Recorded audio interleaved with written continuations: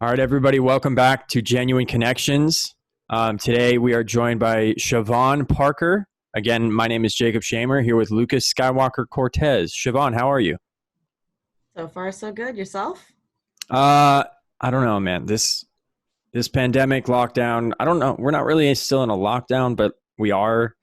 And my sleep schedule is so bad right now that I'm up until 4:35 in the morning every night doing like watching anime and playing video games and stuff, and then I end up Yeah, sleeping in till past noon. So, hell yeah. That's the life, dude. I mean, I don't know if I'd call it the life. I'm getting pretty friggin' I'm bored. loving it. Yeah. So tell us Okay, so wait, what. Go ahead, Luke. I want to go back. I want to get this name thing down. So the name is Siobhan, but it's spelled. Can you show us the diagram again, please? The diagram. Now, if you'll look to page left, you'll see. So, Okay. I remember backwards, but that's how you spell it. Siobhan, and it's pronounced Siobhan. And does a lot of your family have names like that?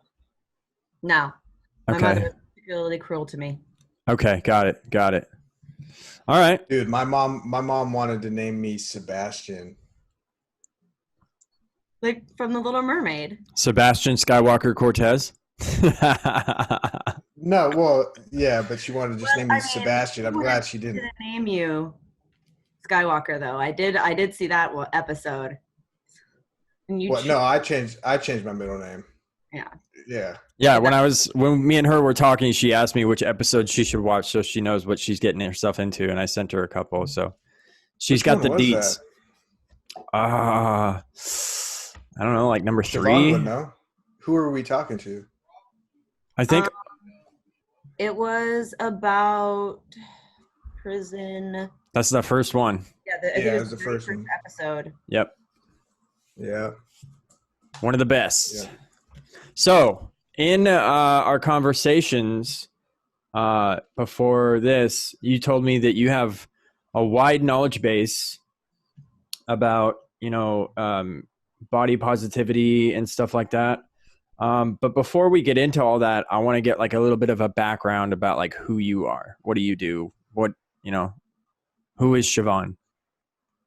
I mean, I think one thing that this pandemic has offered a lot of us is time. Hmm. And in some ways, do we do we really ever know ourselves? I mean, we're always in a constant state of flux and development and change based on our experiences and the people we meet and the things that we go through. But goodness, how would I describe myself? Like, It's a hard question. It it's can also, be. yeah, it's a hard question, but then also, do we see ourselves appropriately? Because I know I don't. I have huge imposter syndrome, like inner critic dialogue going on. So, like surrounding yourself by quality people that help to remind you of who you are as a person when we get lost is important. And I think the pandemic has kind of limited our ability to engage in those types of It conversations. got too deep. It got too deep for Jake. I have a tendency to do that. We lost him. I had to close my window because people were shouting outside and I didn't want it to get picked up on the mic.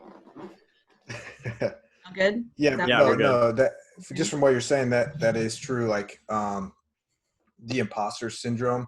I saw this cool quote. It was kind of like a meme, but it was like talking about flipping the imposter syndrome on its head to where I forget exactly what it said. I can try to find it, but it was like, yeah, I'm doing this job and I have the degree that says I should be doing this job, but I don't know what the fuck I'm doing. Dude, that's me every day. I But think, it's yeah. like, am I doing it? Yep, I'm doing it. Like it just kind of goes into stuff like if you're there and like people are looking to you, then you must be the person. So you have to like step into that and be like, well, I don't know what the fuck I'm doing, but I'm going to do my best because I guess I'm the best qualified. You know? Yeah. That's me every day. Every day I show up to class at Seattle Central because I'm in IT classes. I love computers. Don't get me wrong. I love computers, but there's just so much going on. I'm getting 4.0s in my IT classes. I still have no fucking idea what I'm doing. You know, Yeah. Yeah. bit interesting, and I don't know what level of like formal academic education either of you have ever experienced yourselves, but I believe that knowledge is universal, and not all types of smarts are book smarts. But I've found for myself in my own academic journey, the more that I see of the world and the more that I see of myself, the more subjects that I stick onto my tool belt that I carry with me into life. That's like, the more you know, the less you know. Mm-hmm. And it's almost like, I mean, for me, somebody with a very loud voice and a lot of opinions, but very little accountability, gets an education and then falls silent. And people wonder, wow, you must be so enlightened, or like, when did you calm down? I matured. I grew up. We become ourselves as we get older. I hope I'm not who I was when I was 15 years old. Mm. Oh.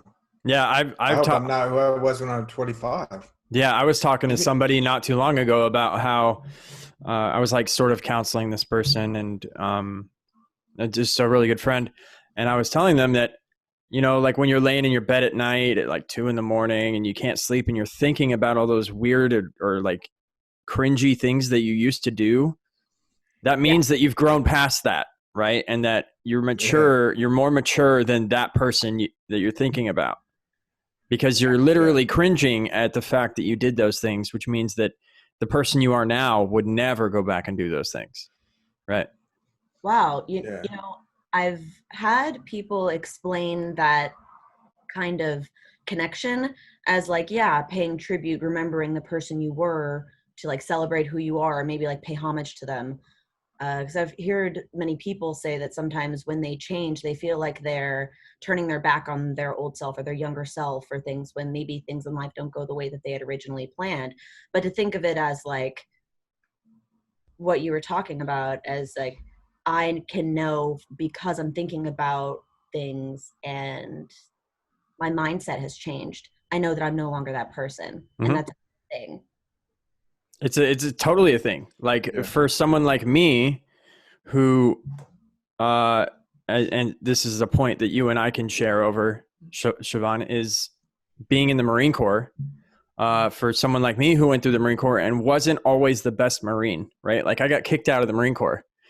I ended up coming back from Afghanistan using drugs to like cope with whatever I was going through. And now I look back on that, and the only thing I think about when I look back on that is, man, I wish I had a better chance to like really like live that through and like see it through and do better. And there's times where I look back and I miss the Marine Corps. Like I miss being in that like community and that structure. And I wish I could go back to it, but I know that I can't. You're lagging, Luke. And the thing is, like, the biggest thing is, oh, can you guys hear me? Yeah. Here you go. Can you hear me? The biggest thing for me, like looking back, like, what? You froze like this. Your face was like. Okay, can you hear me now, dude? Yes, for the moment. I feel like I'm gonna freeze. I'm not even gonna start my thought. I'm just gonna freeze again. Come on, snag it before you lose it. Yeah. This is what I was gonna say. Like for me, looking back, the thing is, like, I don't have a lot of regrets because I just try now to just do my best, like live in the moment, do my best, and be honest. And like, there's times in my life where like I'll look back and be like, dude, I was such an idiot. Like even a year, like looking back, I have like this weird thing where anytime I'm looking back in the past, I'm like, dude, I was so dumb. Like that was so dumb. Like I was so young. I was so stupid. And I even get that looking back like a year or 2 years. And for me now, it's like, I'm just going to do my best at everything that I do and just like let the chips fall as they may and just accept what happens. Cause that's like my path, right? The time I get like regretful and sad and depressed is when I know that I didn't do my best. And then I'm like, oh, I wish I could go back. Like for Jake, what you were just saying, like, I don't think that was your path because obviously it didn't work out. If it was meant to be, then you would be doing that. Yeah. No, different path. But it obviously wasn't my path. Yeah. Exactly. But I had to go to that place to get to the place where I'm at right now. Exactly. Yeah. Right. Even if the path isn't easy or pretty or, full of experiences, if we had a choice, maybe we might not have chosen that for ourselves, but that's our reality. And that's Sometimes the path goes like this. yeah. Yeah. Blue But if you trust it too, though, that's the thing. Like this like awakening that happens. Like Siobhan, you're kind of talking about it a little bit, like becoming yourself. Like I believe that we're all like on our own personal spiritual path, and that's why being alone right now, it's fine for me. But I'm kind of an introvert. But Jake, like, what if like that was the universe? Like, what if you stayed there, like within a month? What if you were going to get shot and killed, and the universe is like, nope. There's no Like, way to know that. But the exactly. fact of the matter is, I told myself I was ready, but the minute my boots hit the ground in Afghanistan, something changed. Right? Like I was so Yeah. like fine with it. But like when you get there and you see that place is like a whole nother planet, like you're on a different planet when you're over there and you're in that setting. And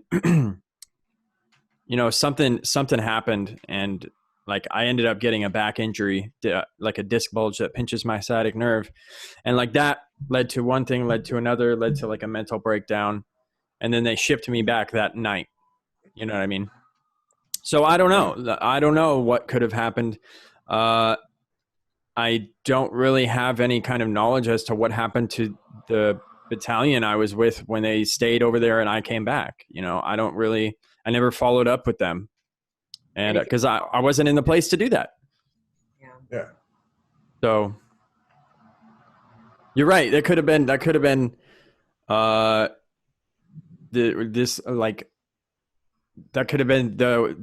to the whims of the great magnet. What a fool I was to defy him. You know what I mean? Yeah. So Well, that's the thing with like having a positive mindset. Like I've gone back and forth in my head like many times with the idea of God, the idea of like a positive mindset, the idea of like you create your own reality, all of that type of stuff.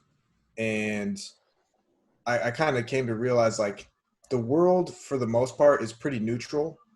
Like it's just going on with or without me.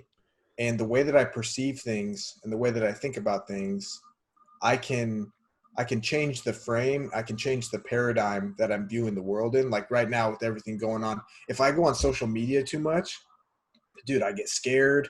Like when I'm walking to the store, I'm like, oh, dude, like gonna get shot. Like Jake, I don't know if you heard this, but last night I heard him. like I heard him. Gunshot. Yeah, dude. 6 or 7 gunshots right outside my window.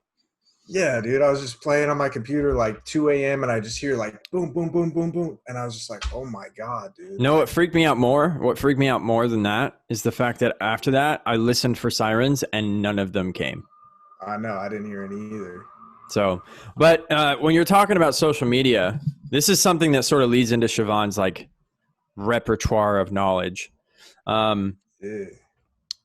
I think we'll see. I don't know. We'll see. But I just recently deleted all my dating apps because I found myself like on them, on social media, on Facebook, like just depressed as fuck because nobody matched with me. Right. And I was just hating it every second of it, but I would continue to do it. I would continue to swipe and eventually I just looked at it. I was like, fuck this, dude. I don't need this bullshit. I'd swipe right for you, Jake. Hell yeah, baby. Yeah. But like, it's so bad. Yeah. I don't. Your repertoire? I don't know about repertoire, but a couple of things, Jacob, from what you said that stood out to me are value, self-worth, and the concept of a real self. And technology has thrown a new factor into the socialization process. So children who are being raised in today's society where from the moment, even during gestation, their mom is absorbing technology through screens and all around her. and then they're popped out into this society that is constantly overwhelming and just flooding their system with all of this knowledge and all of this potential, whether it be positive or negative or good or bad. There are definitely arguments and debates going on for both in regards to early childhood development. But in adults, you know, especially during a time right now that's so emotionally charged and politically charged and socially charged, it kind of creates a new type of socialization in us, like a new opportunity to doubt ourselves, to feel bad about who we are, to question what we think we know about things like dating. Because even before the pandemic, like, I noticed a change in the acceptance of society and specifically older generations who did things a little more organic. Yep. And now, how busy everybody is all the time. It's a problem that I have in our society, is our obsession with glorifying being busy, and how for some reason, if you're not being busy, you're either not making money, which is the capitalism, or not, you know, creating worth and whatever that looks like. And then that adds value to your stature. But now that we're all busy, we don't have the same opportunities to maybe go out and meet organically. Right. And I'm very much the kind of person that hopes. I'm like a hopeful romantic that, like, you know, would hope to meet a girl, maybe, I don't know, at the library, but we both reach for the same book or something super cheesy like that. Yeah. You know, Yeah. I don't know. I dig it. Well, that's so much better though, because if you think about it, like, if you meet somebody at like some common place, like in the real world, it's like you already have shared interest. Not only that, but like you have less of a chance of immediately analyzing them, because like these Tinder pages, right? You come across them and they put all of their like political alignments and all of their like whatever's on there, and you're like, oh, you're into this? Nah, I don't like you. Instantly. But like somebody you meet on the street, you don't know anything about that person. So the only way to find out about that person is for them to tell you. Right. And that involves being near that person or getting close to that person. So I'm much more of an advocate for organic relationship building. Yeah. I think something that is really important about what you just pointed out about a, you know, negative side of dating or meeting people through technology is that we automatically categorize, which is historically never works in human beings' favor. But two, it doesn't allow for nuance. It assumes that everybody defines one potential label of who they are to be seen by the exact same way by everybody in the world, which is just unrealistic.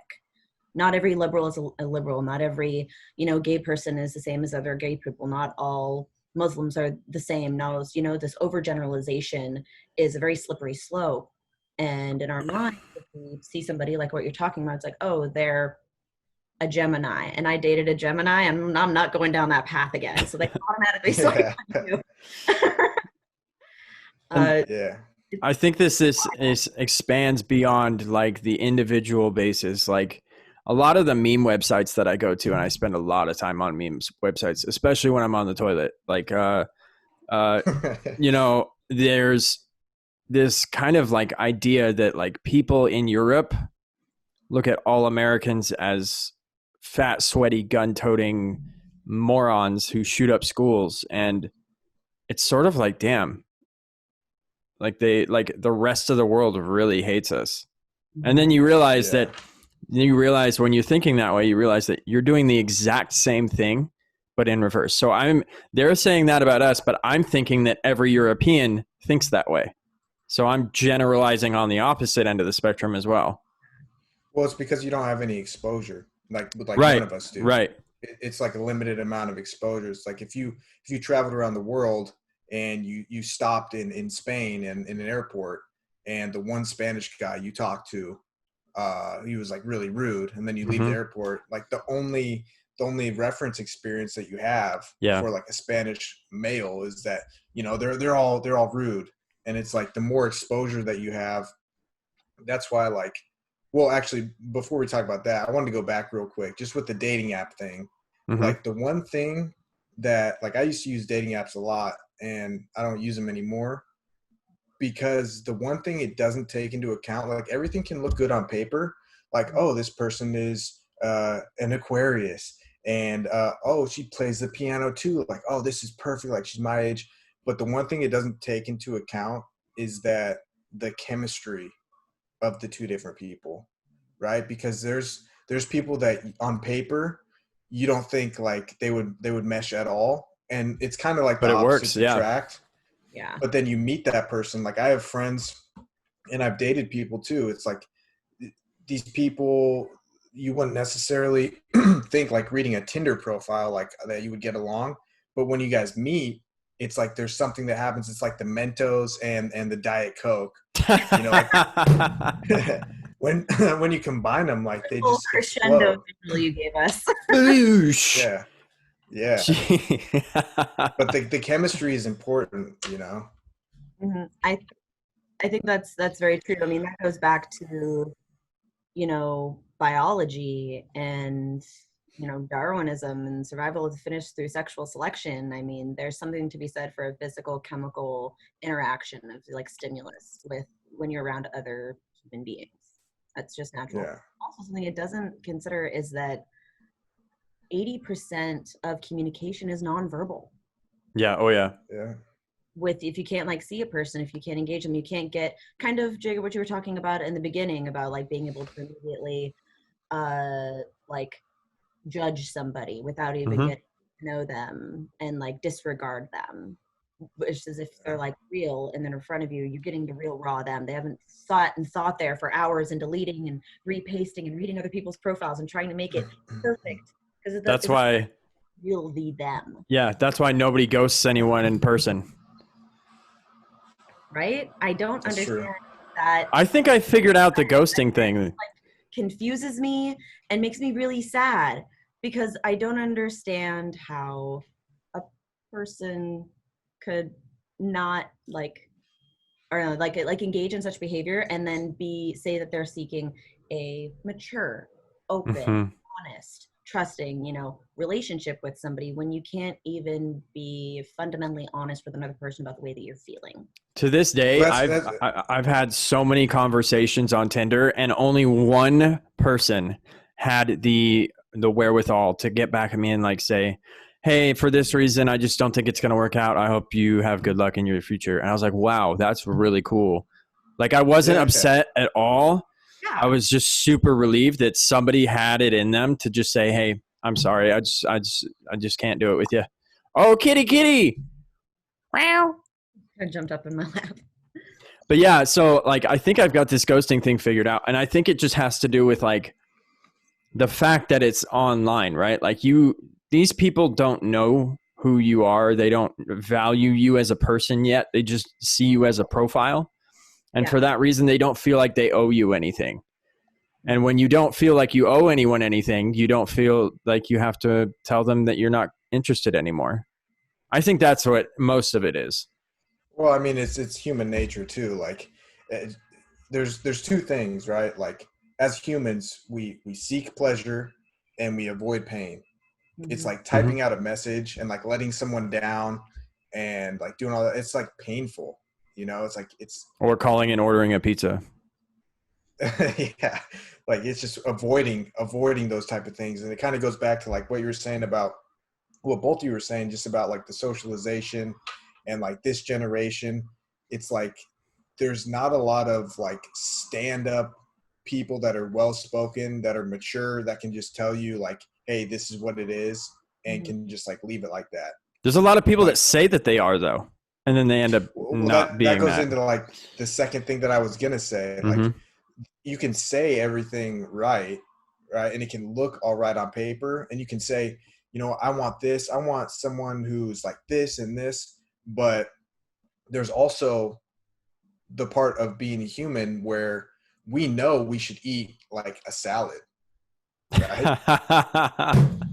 Like it's better for you, it's healthy, trying to get in shape, like a salad 100%. But what do we eat? The fucking Big Mac. Like I we know we was, should eat the yeah, salad, but we just always like go for like the Big Mac. And it's just the part of our nature of like the pleasure, the excitement, the reward system that's just hardwired into us.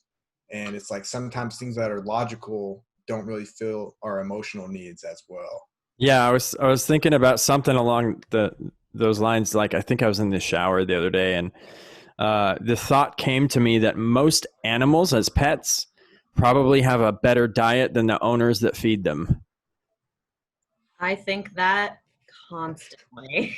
Yeah. Probably. Like you'd be feeding your dog like this, like vegan bacon flavored, like bruschetta, freaking like kibbles and bits. And then you go off and you have a double quarter pounder with extra cheese. Like, Yeah. dang.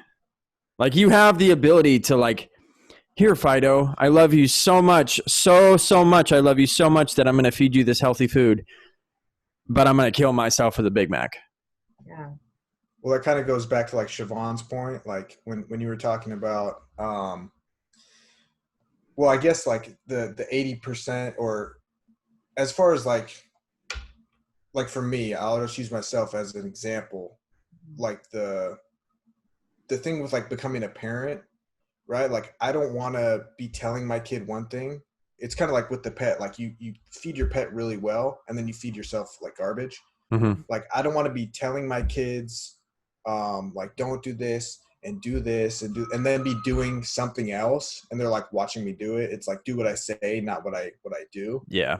So my whole thing is like I decided like before I become a parent that I'm just trying to become like as healthy and um just like mature, just a well-rounded person because I know that my kid is going to learn more just from being around me and watching me than anything I could ever say to him. Yeah. You know what I mean? It's kind of like the 80% like nonverbal communication that you were talking about. And that's why I know I can't have kids for the next 10 years. And that's okay. I'd rather not bring a child into this world until I know that I'm ready for it because it's going to be their life that, you know, is molded and shaped by what kind of like emotional and mental state and physical state I'm in. You know what I mean? It's because whether or not you see it, we are a direct like positive or negative influence over offspring. Yeah. Yeah, there's no rush, dude. I'm not having kids for a while, man. But that's the other thing. Like, what do you guys think about like as far as like previous generations by like 21 you're married and then 20 whatever you have two kids and the picket fence like now it seems like that stuff is just like completely flipped on its head in like the modern day like what do you guys Unattainable. think about that? Unattainable. I think that there's a lot that has been shifting culture-wise in the United States over the last 15 to 20 years. And the same morals and values that were drilled into previous generations that really focused on a nuclear, like patrilineal family dynamic has shifted. I mean, if we think of the strides that women's rights has had on the way that a family dynamic is considered, or with, LGBT people, who are LGBTQ finally getting equal rights in many places to be able to get married, or this is all constantly changing. And like the consideration of what does a family mean? What does a family look like? And how and why would somebody seek that type of lifestyle? But now it seems like there's so many more options available that to consider everybody who might not have fit into that tiny little subset of society previously. Now people aren't procreating or getting married in the same way that they used to, and that doesn't make everybody always so happy. I mean, I used to be married myself, and I remember very vividly in one of my classes at Seattle U when I was working on my bachelor's. It was about, we watched a documentary called The Forgotten Woman, and it was about the female generation's post one child policy that was implemented in the 70s in China. And I got really hit inside about it. It hit a nerve, and I called my parents and I called my mom, and I was in tears. And because my adoptive dad, I digress a smidge. My dad is a Presbyterian minister, and my mom is very involved in the church, and they are wonderful people and very progressive in their thinking.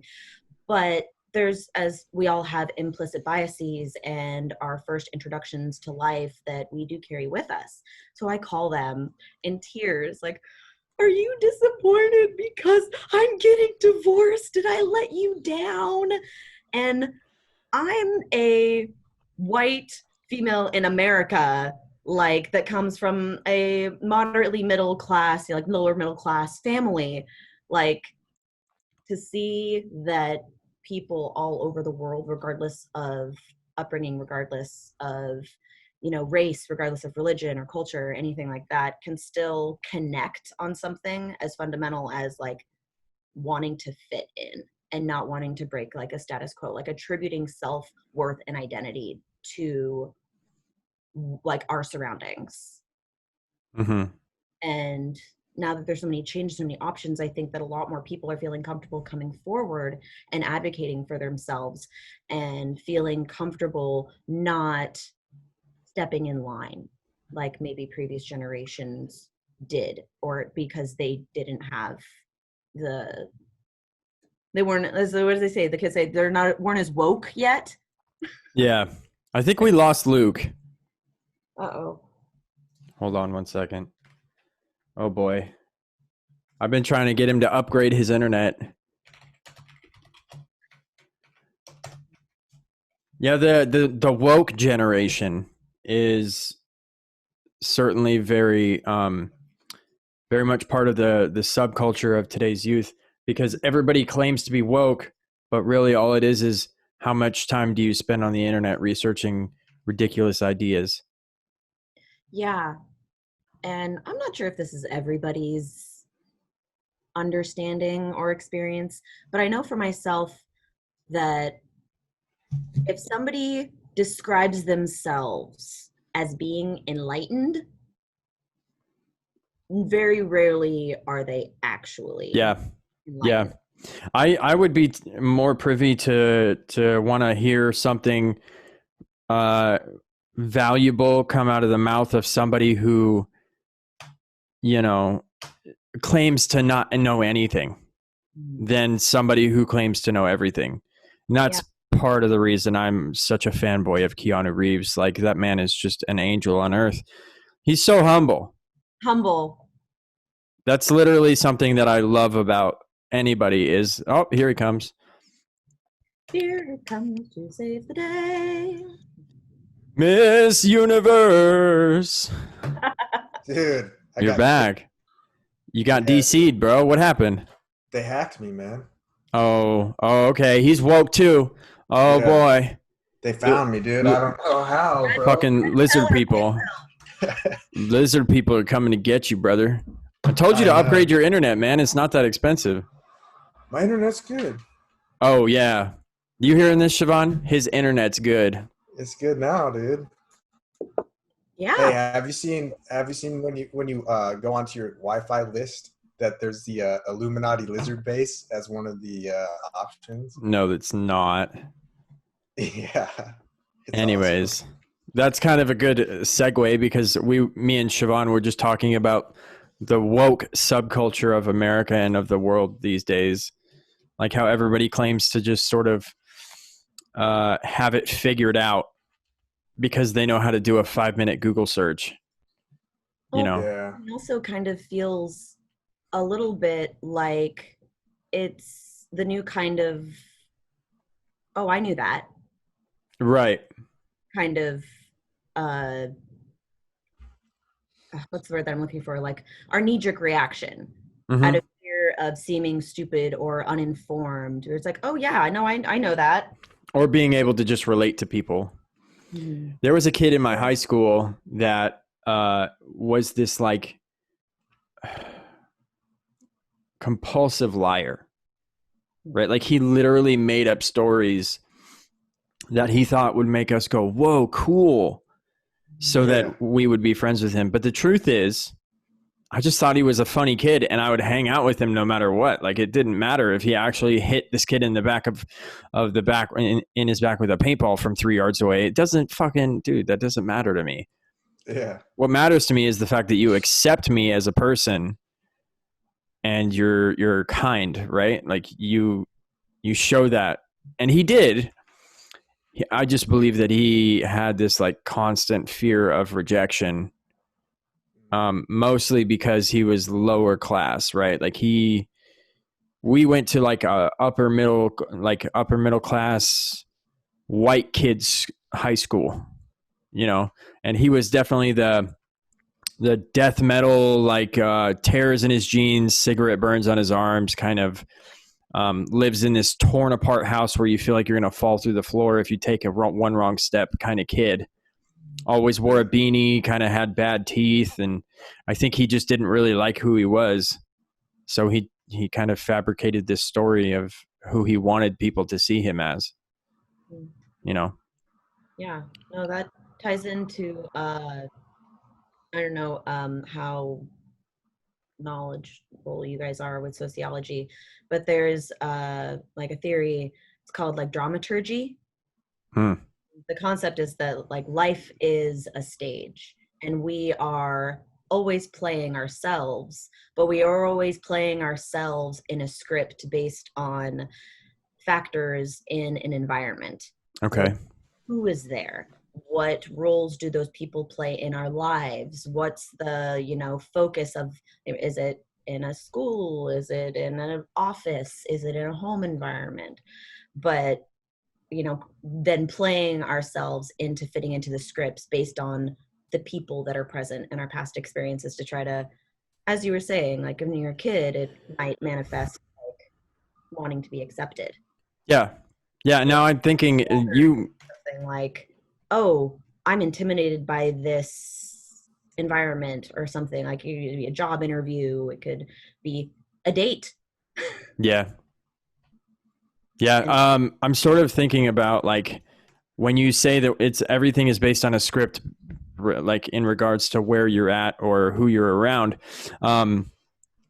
What about if we factor in the idea that, so I learned this in outpatient, everyone has a different version of Jacob in their mind, right? Like, so my version of Jacob is different from Luke's version of Jacob, which is different from Siobhan's version of Jacob, right?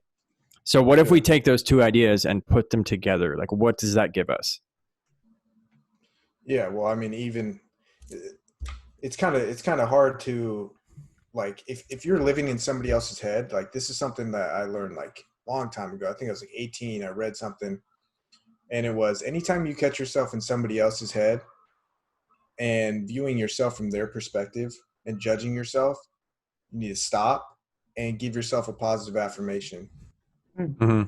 And that like sounds like some woo woo, like, spiritual bullshit. Like, but this is like, these are things that I live by now, and it's so much healthier. Like, instead of thinking, oh, what is Siobhan's like first impression of me? Like, what is Jake's impression? Am I even like a good co-host? Like, thinking about all these like different things, it takes up so much mental bandwidth, so much energy. And the best feeling is, like, for me, having a life that I enjoy, that I approve of, that I can be totally alone and like have fun with myself and be happy. That way, when I go out into the real world, yes, if I run into somebody that like they don't approve of me, I'm like, okay, I just go back. Yeah. I kind of retreat back into myself, but I'm happy. But when you're not happy with yourself and you're empty inside, you are always looking for the approval of somebody else. And that's why you'll go to such good lengths to fill that void, So I just focus on myself these days. It's just so much better, dude. It's way better. I finally found that place like last night.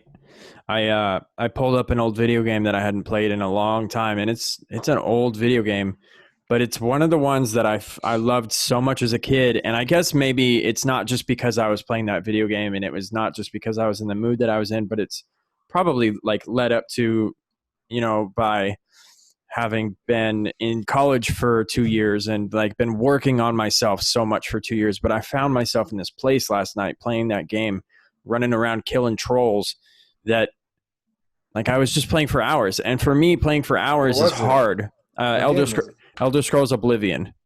Oh yeah, I've never played. I've seen it. Yeah, so I just found myself in this like vibe, right? Like I've got some Nog Champa burning in the back, I'm just kind of kicking it, just like got the blue lights on, just running around doing my thing. You got some what in the back? Nog Champa. What's that? Incense. Oh, we can burn incense here? Yeah. You can burn a candle, you can burn incense. I thought I was gonna set off the smoke alarm, dude. Bro, no, I've been doing it the whole time. Oh, okay, that's good to know. You're gonna come in one day and he's gonna be like mid-ritual, like. Dude, I get into some. I'll be floating off the floor, just like kind of with my legs crossed, like, hello. Dude, I know that.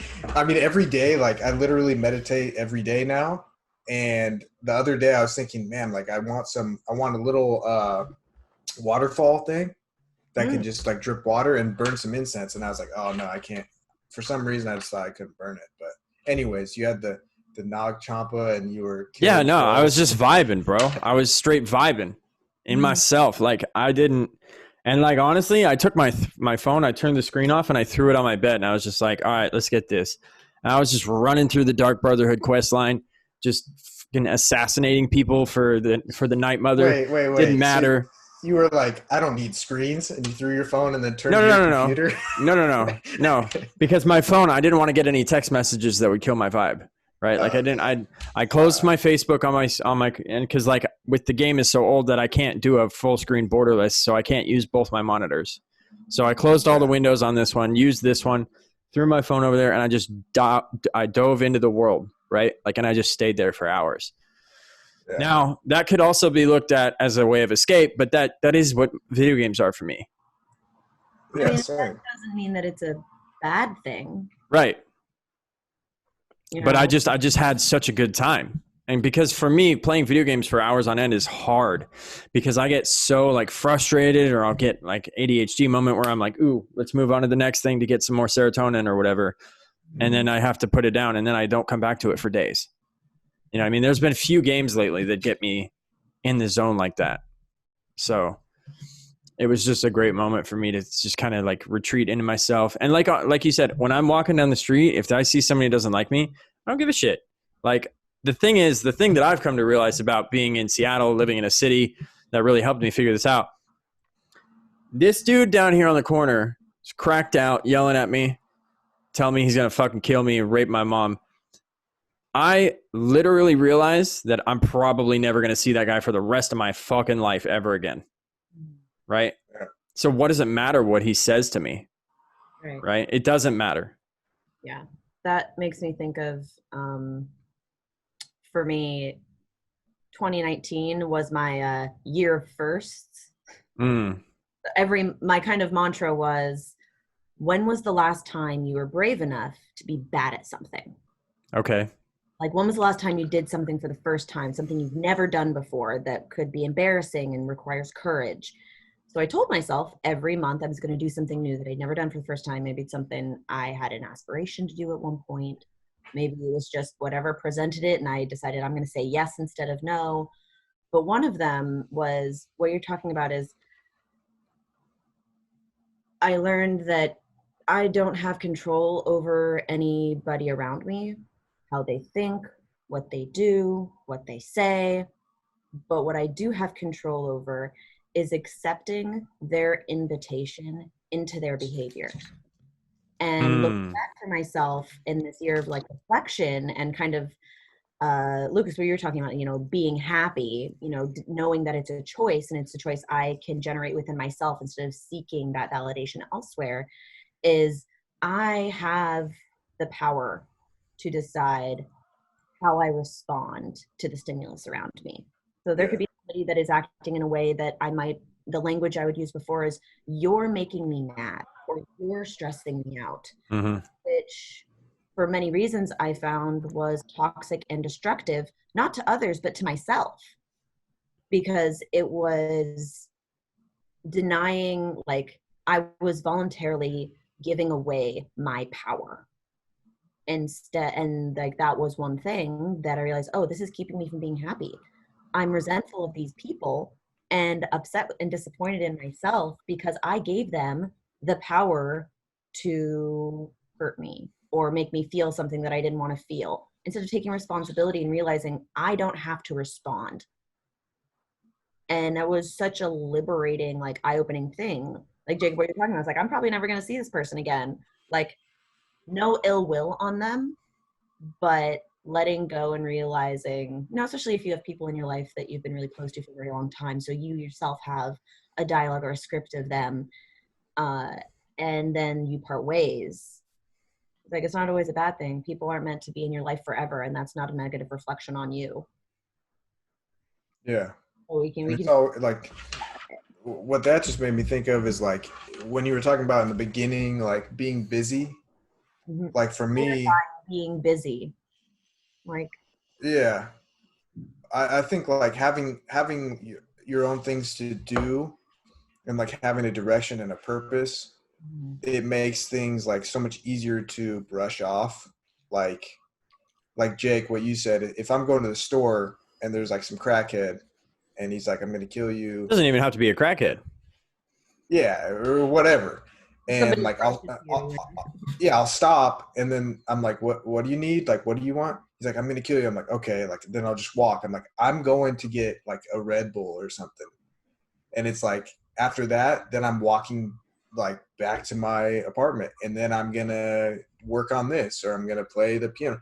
It's like, I have this constant flow of like, okay, then I'm going to do this, this, and this. So when things like come into my life that I don't really want or need, it's easy for me to just keep going. But it's easy like also to get distracted, because if I don't have anything going and I'm not proactively like not even trying to better myself, but if I just don't have a direction, it's so much easier to get like pulled. And that's why you see like a lot of young kids, they have no direction, no hope, no whatever, and they join gangs or they do all sorts of different things, like do drugs like I did. And it's just easier to get like sucked into something when you have no direction. So today I just try to have a direction, even if it's just wake up, like make my bed, take a shower, watch Netflix, like whatever it is. I'll just have like an itinerary that I try to do throughout the day. Yeah, that's sort of what I've been dealing with, is like trying to make sure that I have this like plan for what I'm going to do today, because like I just finished summer quarter. I have a month left, literally a month from yesterday till fall quarter starts. So like, what do I do? Right. So I've turned to the things that I have time for now that don't cost me a whole lot of money, which is like vlogging, streaming, watching the shows, catching up on the shows that I've been wanting to catch up on, playing the video games that I've been wanting to play. But I still find that some days I wake up and I'm like, which one do I do first? Like, which one do I spend my time on? A lot of it has to do with the fact that I have to constantly think through my day a little bit more than others, because I'm type 1 diabetic. And that means that I have to have this, and this on me at all times. And I have to calculate, okay, if I'm all the way at the other end of Seattle and I run out of orange juice and I have no orange juice to like bring my blood sugar up, like, then what do I do? So it's a little bit more of a process for me, but basically the same kind of like line of thought, right? Where I sort of wake up and it doesn't help that my sleep schedule is completely fucked off. But yeah, it's pretty much the same headspace for me. I've been hearing a lot of that from a lot of different people in regards to, like, right when the lockdown happened and quarantine and COVID really threw a grenade in the middle of all of our plans. Like, the universe really doesn't care about your plans. Is that our routines, like, were completely destroyed. And I've heard from a lot of people, and I'm no different. Like the first couple of months were really hard. Like I went down a bit of a spirally path, but like since what was it, like June, like the middle of May, June, like from March to then, I was like, no more, enough, enough is enough. Yeah. This is getting pathetic. You're better than this. And I realized one of the fundamental reasons that I felt so lost and overwhelmed and demotivated and just trapped was, one, I lived alone. So really got to learn to be okay with being with myself. We're part of that club. Yeah. But two, it's like, how do you find a way to maneuver yourself through the dust, the settling debris surrounding you that used to be your life and used to be this world that you knew, and reestablish some sense of normalcy when there's still so much that we don't know? And it's still sort of being kicked up. Like the dust is not settling fully because on the other end, it's still being like wafted our way and it's still in the air because we haven't figured this thing out yet. Like for the foreseeable future, it's not going anywhere. Right. Like Yeah. people are now finding out that, that even though you had it, you can still contract it again. And I mean, don't quote me on that. It's just something I saw on the internet. I have no idea if that's actually true. I don't want to put any scientific information in this podcast and then be called out because I'm not a scientist and I don't know any of that bullshit. But I'm just trying to make a point. We don't know where this is going, right? We don't know how it's going to end. A lot of people are playing into the fantasy that the zombie apocalypse is coming on and we just get to shoot guns and just like live on the run, which as fantastic as that sounds, it's just movies, you know what I mean? But like, at the end of the day, you got to find time for yourself, and that shows up in a lot of different ways for a lot of different people. For me, I've always had trouble like slowing down, like really slowing down, and like just not having any kind of stimulus. But like, I've found time to go down to Sculpture Park on really nice days when there's a really nice sunset and sit on that slope that kind of looks out over the water and just kind of like chill there. You know what I mean? Yeah. And that's a really great way to slow down. I'll tell you that right now. So, dude, I remember when I first came in the program in NA with Narcotics Anonymous, there's a line in our book in the basic text that it says, acceptance is the answer to all your problems today. It's my favorite line in the whole book, man. Like there's a lot of heavy hitters in there. I think that's the most powerful one. Dude, it's so good. Like you can always revert to that. And it's not just for people that are, have addictions or whatever. It's like acceptance is the answer to all my problems today. Like I remember that whenever, like Siobhan, when you were talking about at the beginning of the pandemic, like what's going on, the world's it's because like I kind of felt the same way. And it's like I was holding on to how I thought things should be and my routine. And I had all these plans and school and everything. And all that kind of just get put on hold. And because I couldn't accept my new reality. And that was my problem. And it's like today, I just try to like remind myself and like going back to the meditation thing, like being just like a hippie, like woo-woo spiritual, like learning through meditation, it's like taught me that I can detach so much from like these worldly things. You know what I mean? Like what you were saying in the beginning about like, I guess the thing for me is like, I know, and this is going to get like dark, but from reading like a lot of Marcus Aurelius, if you guys have ever read him. No, but you mention him every other day. Dude, I love him. Dude, he's like just the biggest OG of all time, dude. Roman emperor. He was like, none of this shit matters. He was like the biggest king of all time, the Roman Empire. And he was like, none of this shit matters. The only thing that matters is being a good person and being true to yourself. And he said that memento mori, it's like, remember that you're going to die and be okay and meditate on your own death, like accept it.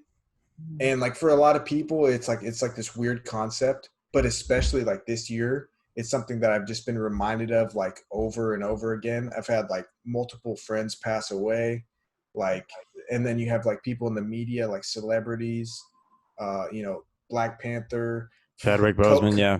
Chadwick Boseman, Kobe Bryant. Like, there's just so many of them, and it just keeps going on and on.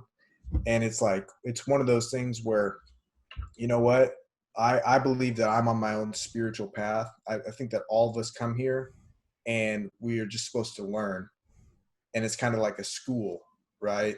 And the lessons that we don't learn karmically, we're going to repeat, and that's why you find yourself in these like same situations, these like same people that manifest in different ways.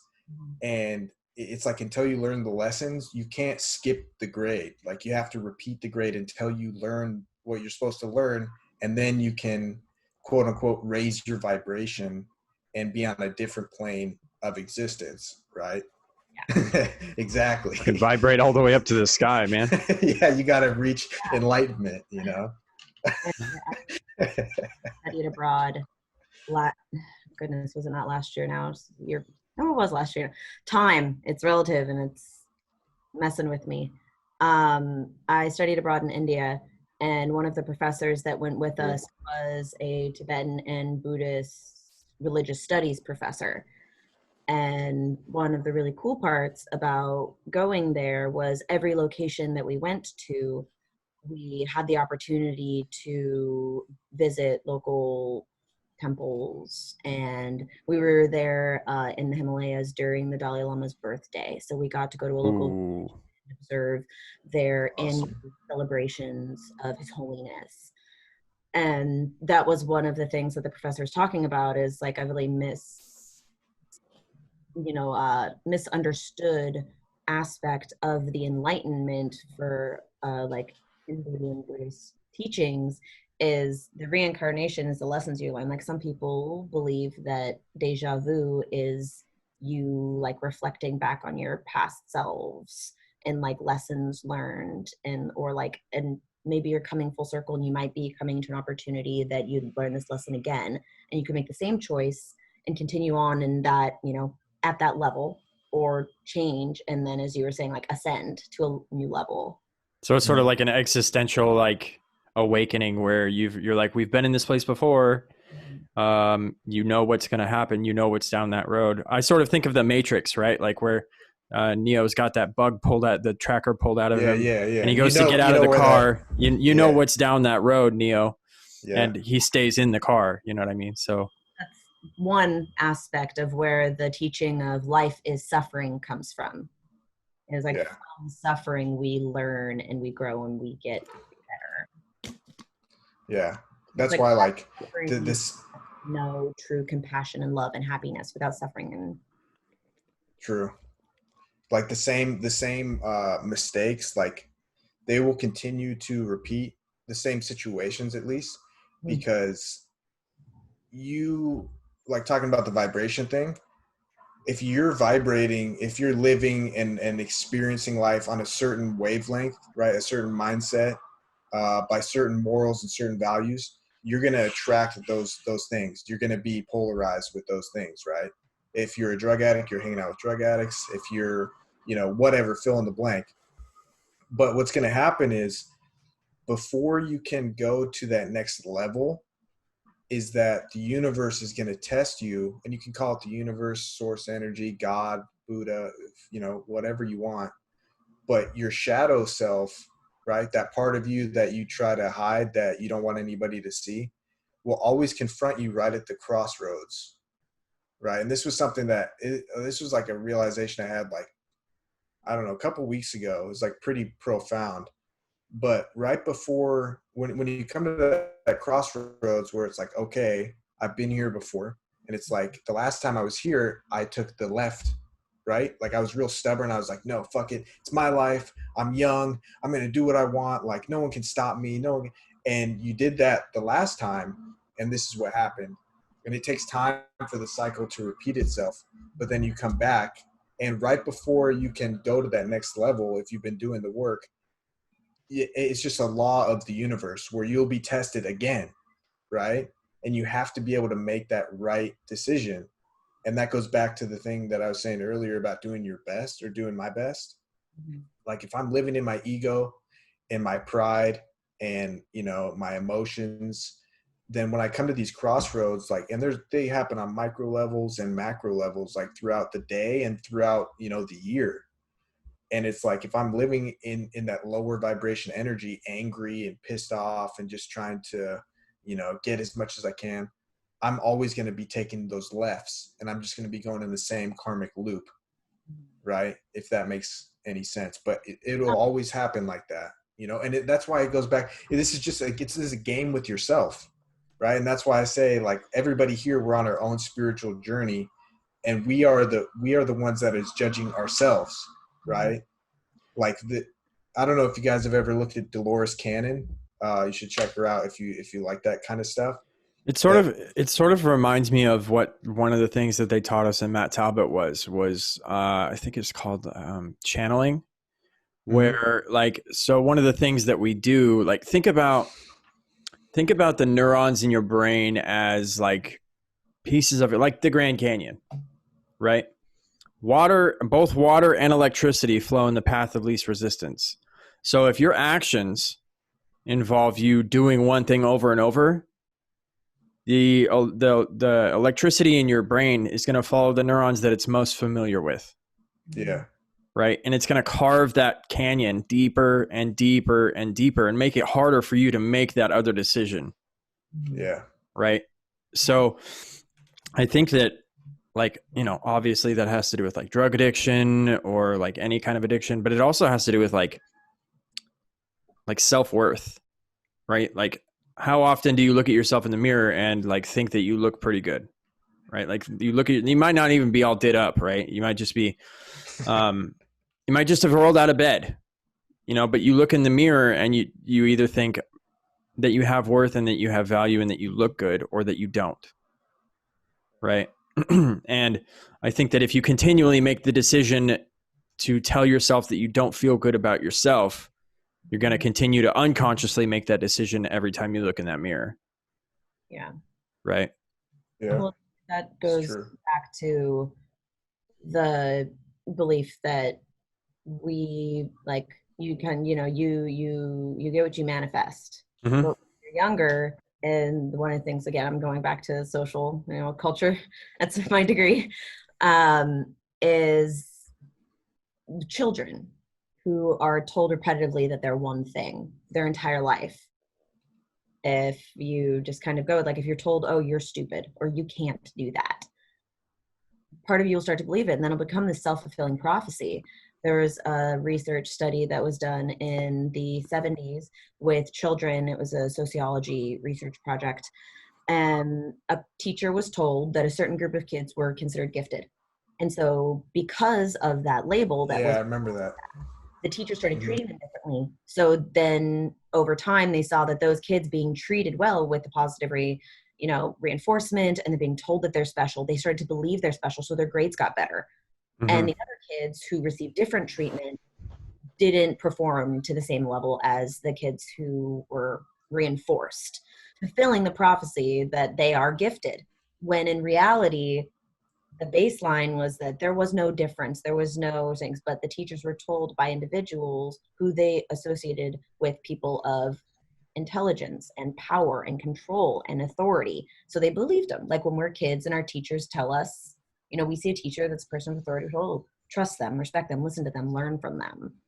And it's really fascinating how that then manifests in our life in so many different ways, with like in puberty and be like developing, as you're talking about, like self-worth. And maybe if you are somebody that suffers with substance use or abuse issues or mental health condition, or, you know, might have some trauma that's going on, or conflicts with your own personal identity and not fitting in with your home life. And this doesn't even take into account things that we don't obviously address all the time, which is things like racism, sexism. Like if you're growing up as a person of color, like what does that mean for all of these factors that we've just talked about, right? Like how does that make it different? Mm-hmm. Right. Yeah. Where's the intersectionality? Mm-hmm. You know, and that is something that not everybody considers as a very important factor, is not looking at the whole person, a holistic approach, not just one aspect of who they are, or like how society might label them, or what privileges or disadvantages they have that are earned or unearned that are put on them. It was like, not only is this person a woman, but they are also African American, or not only is this person a white male, they're also gay. Mm-hmm. And how like one might offer something, but in another way of their identity takes away from as well. And they're not all, or there's a lot more to consider, a lot deeper factors. They're layers like ogres. The onion. Yeah. Yeah. We have layers. Oh goodness. Yeah. Well, I think we're getting close to the hour. Is there anything else that you want to talk about, Luke? I've been doing a lot of tarot card readings. Dude, someone just asked me today if they could read for me. I who was it? was gifted an oracle deck like 3 years ago, but from a friend, and I never because I didn't feel like I was really there, and I wouldn't appreciate it. To what? To use the deck? To use the deck, yeah. And during the lockdown, I finally started kind of like communing with the goddess more, and felt that I was open enough to accept, or even not accept, but like even consider the wisdom that it could offer. So when you're talking about shadow self earlier, I could think of the shadow work. I identify as pagan, if that's not clear. I mean, dude, if you look at like the word pagan, like pagan basically is anything that is not the norm of, or the major popularity of the land. So like in America, we're a Christian nation. If you're not a Christian in America, you're considered a pagan by those terms, right? So like the paganism thing is like, well, to go back to like the tarot, I think it was like Roger or Cece, somebody posted today on Facebook, like doing a tarot read, and there was like a bunch of comments like, oh, witchcraft, like, oh, I'll pray for you, like you're burning in hell, and like What a bunch of the people like fuck? sad fit. Yeah, I don't know if they were being serious, but a lot of things with like astrology, like I love astrology, right? And I love tarot. I love like all these spiritual like crystals and like meditation and all this crap, because like it's cool to me, you know? And for somebody to say like, oh, divination, like tarot is like communing with the devil, like I used to kind of like not believe that, but like be afraid of stuff like that, until I realized like Stigma about stigma and dogma. like the dogma of it. There's a lot that goes into a person, with their religious or spiritual beliefs as well. And if you don't align with mainstream organized religion, it's you're an other.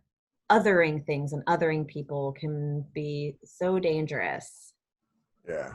The construction of the other is something that we just went over in the last class that I took, Humanities 105, Intercultural Communication. Yeah.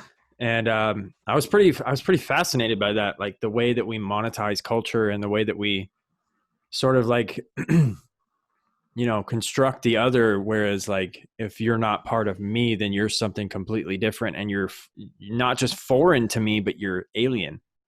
You're alien, yeah, and that makes you dangerous. Mm-hmm. It kind of goes into the tale of Beowulf and the giant Grendelwald, who was some religious studies an offspring of Bane, and he was a giant because of like being like a Nephilim, and then was a threat on the axis mundi of the village, so they had to call Beowulf. And it's a fascinating. I took you just spoke a completely different language right there for like 3 seconds. No. Well, it went right over my head. I get what you're saying because I saw the animated movie. Have you ever seen that? Nerd Movie? No. Dude, I've read so the short good. story many times, but Jacob, man, I took a whole class on religious and like monsters, and it was like combination between like mainstream like media and like sci-fi and like monster stories, and then culture and language and othering and like the scapegoat concept. And we read a bunch of Philip K. Dick books and a lot of other Malcolm Caine and all that. You could do a whole other like episode. So can you tell me a little bit about Godzilla then? What's the deal? Oh goodness. I don't think I'm qualified. I'll tell you about Godzilla, dude. Yeah, Godzilla is actually like in reference to post-war the bombing of Japan. That's what the reference of Godzilla is about. Yeah, the nuclear bomb hits and like this Komodo dragon gets mutated and then it grows and becomes Godzilla. Yeah. But anyways, but no, you guys have to check out the Beowulf movie. You're gonna love it. Number one, Jake, you're gonna love it because it's like Skyrim. Like that's what it reminded me of watching it. Okay. And Siobhan, I think you're gonna like it just because the like the lore, and it kind of goes into like the story, and it's got Angelina Jolie in it. So, but not real Angelina Jolie. What I actually would really like to know, Lucas, earlier you referenced an author or a person, a Dolores. Yeah, Cannon. Like on a pirate ship. Yeah, dude, Dolores Cannon is crazy, man. She's passed away now, but if you check her out, she was a hypnotherapist, and she was like she was doing hypnotherapy like before it was like cool, and it's not really like the stuff you see on stage, with like these like party hypnotists. She did like deep hypnotherapy with people to help like cure trauma. I feel super vanilla for the fact that I just read Stephen King. Yeah. Well, Dolores Cannon, she's not an author. She's actually, no, sorry, I take that back. She is an author, but I found her on YouTube. Oh. But basically what she would do is she started doing like this hypnotherapy, and she would put people in this state, right? And then they were unconscious, but they were still speaking because they're hypnotized. And she's basically talking to their subconscious, right? And she found like over like 30, 40 years of doing this, that when people would go into this, it's called somnambulistic meditation. Somnambulist? Somnambulistic. It's like the lowest level of brain function without being like dead. Yeah. And the people would talk, and they would all tell her the same thing. So that's like where her intrigue came about. Because she's like, these people have never met each other, yet when they all go into the state, they all say the same things. And they were talking about like the spiritual journey, where we come from, where we go, what our purpose here is, all sorts of weird things. That's just fun to listen to. So I just looked up the word, I just Googled what is somnambulism, and it's literally the word that relates to sleepwalking. Yeah. It's where you're functioning, but you're not conscious. Yeah. Just it's almost like if you were to talk about like the lowest level of language that a computer understands, which is like binary. Like it's that very lowest tier of still like operating, but like not actually functioning. You know what I mean? Yeah. Cool stuff. Well, okay. Let's wrap this up. Siobhan, thank you so much for coming on with us tonight. We really appreciate your insight on a lot of things. So yeah, for having it was awesome. Probably one of the best podcasts that we've done. So yeah, definitely. Yeah. Well, I'm glad to be able to have a chat with you guys. We may have to call you back to talk about monsters, though. That would be awesome. Yeah. I love talking about nerdy things that tie into like culture and society and psychology and like sociology and everything like that. Influential stuff. My jam.